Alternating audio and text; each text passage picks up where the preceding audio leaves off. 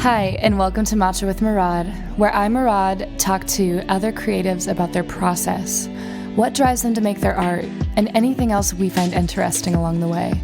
So join me here every week for a new and inspiring story, and sometimes a quick heart-to-heart from yours truly. You are listening to Matcha with Murad.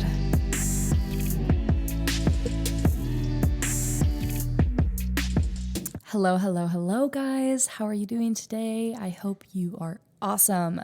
I feel really good today. The weather is beautiful. I got to hang out with my grandma and do some fun stuff today, and I just went on a gorgeous walk and got to talk to my best friend. And we've been having really good conversations, enlightening conversations lately, and I would love to do a podcast soon. What we were talking about today had to do with a lot of things about money and changing your narrative around money. And I'd love to do a podcast about that soon. So let me know if that's something you would want. So I want to always start with a new matcha fact now, Murad's matcha facts. So this one is, you can improve your mental clarity without the coffee jitters. And this comes from the Spoon University again. And matcha contains the amino acid L-theanine, which calms the mind and relaxes the body without inducing drowsiness. By consuming matcha, you'll get 6 to 8 hours of steady energy, and you won't have to worry about feeling wired or suddenly crashing. So this is the fact that I've talked about a few times, where it actually calms your anxiety but still gives you energy. But that is the actual amino acid that does it, is L-theanine. So I thought that was very interesting today. And so today I want to talk about leaning into new things. You never know what could happen, right? So me, I am a musician. I have sang since I was about 12 years old, and I've always known that I wanted to sing. So this was very simple for me. I'm very lucky in that way that I never had to wonder what my passion was, because I always knew I'm doing music. And in a way, you can get a little stubborn in that sense, like I did, where I'm like, nope, I'm doing music and that's it. But there are a few things that I have done in life that I've always done and that I'm also passionate about. And one of them is yoga. I've always had yoga. I've done yoga since I was about the same age that I started singing, to be honest. And it's always something I've had in my life. Even if I go, of course, there's been times where I'll go like a month without it, and then I have to get back into it again because it's just so ingrained in me that now I can feel when I need it, right? Or I can feel that something is off when I don't have it. So since I was a kid, I've always been into it. And I think, my dad has always been such a huge influence on me with my mindset. And he's always really been really insightful on how to have a healthy mindset about what you do, what you want, and how to create that life. But I think the other thing that really put me in that mindset is yoga, because it was kind of my first spiritual practice. And then I started getting into meditation, and then I started getting into The Secret. And this is all at like 17 years old. So I feel very, very blessed that I was getting into these things at such a young age. So, when I came back to KC, my plan was to be here for a couple months and then move to another big city in New York or LA. That was the plan. I was over Chicago and I just needed a little break before I got back on my feet. I felt safer here than I did in Chicago. It was really nice to be around my family. And of course, life and COVID had different plans for me.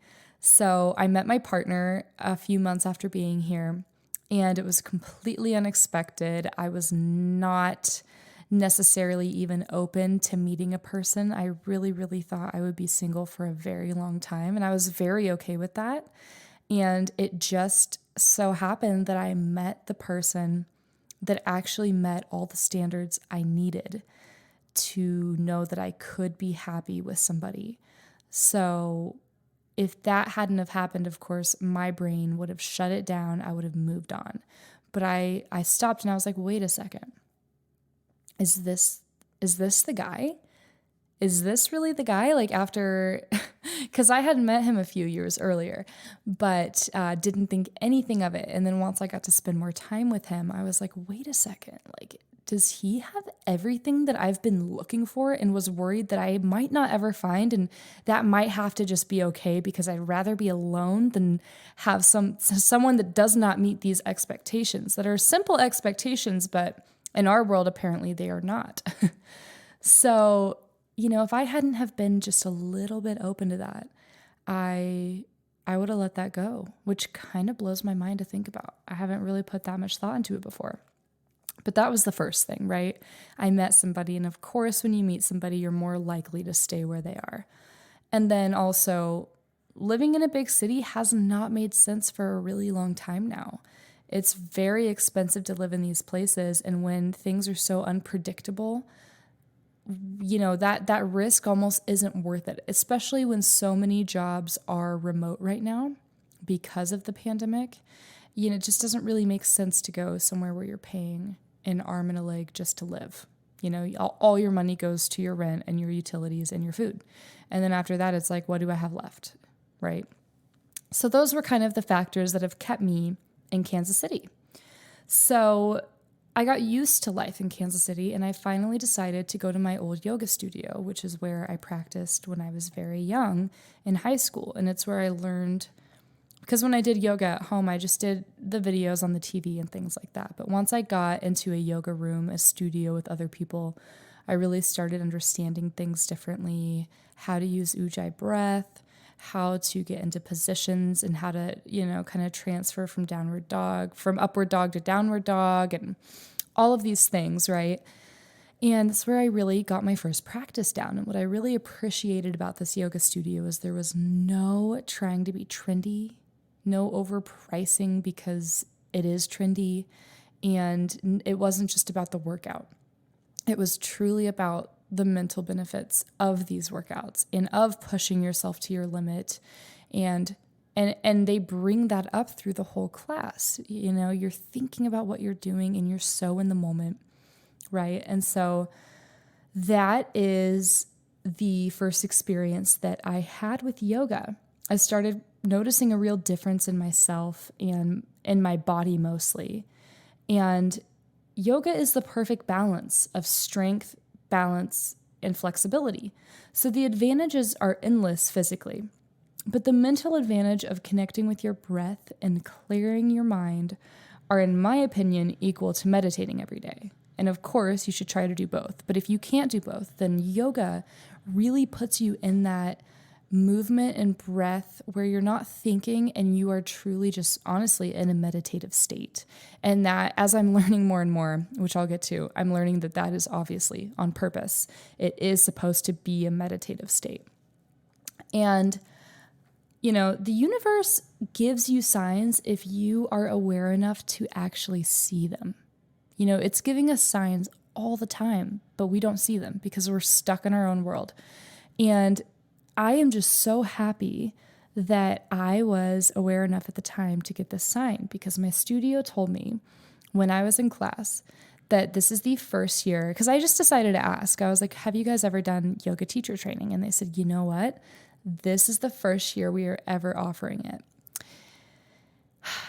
And, this studio, it's a woman-owned studio, mother and daughter.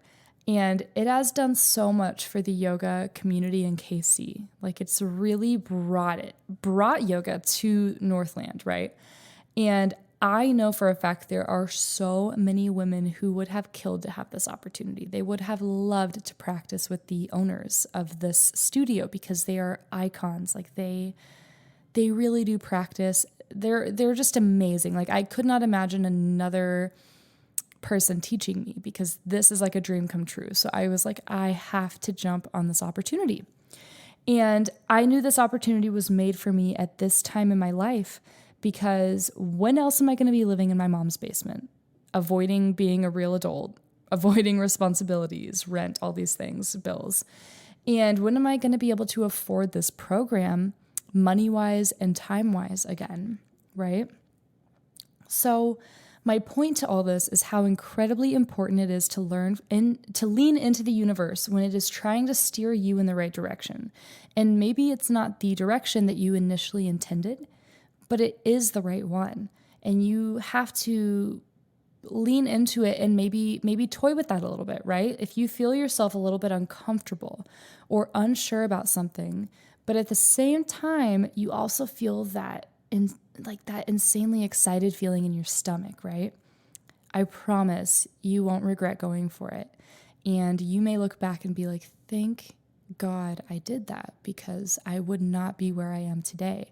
And of course, for me, with my yoga teacher training, I'm still doing my music. I recorded before this podcast, right? I'm putting an album out.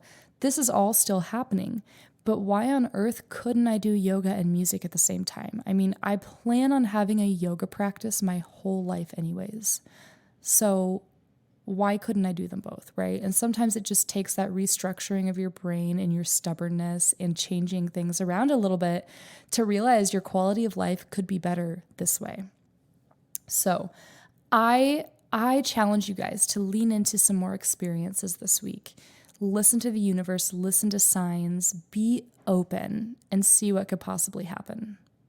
All right, I'll see you guys next week, and thank you for tuning in. As always, thanks for listening to Matcha with Murad. If you enjoyed this episode, please be sure to like, subscribe, review, or share this with your friends. Again, thanks for listening, and talk to you guys next week.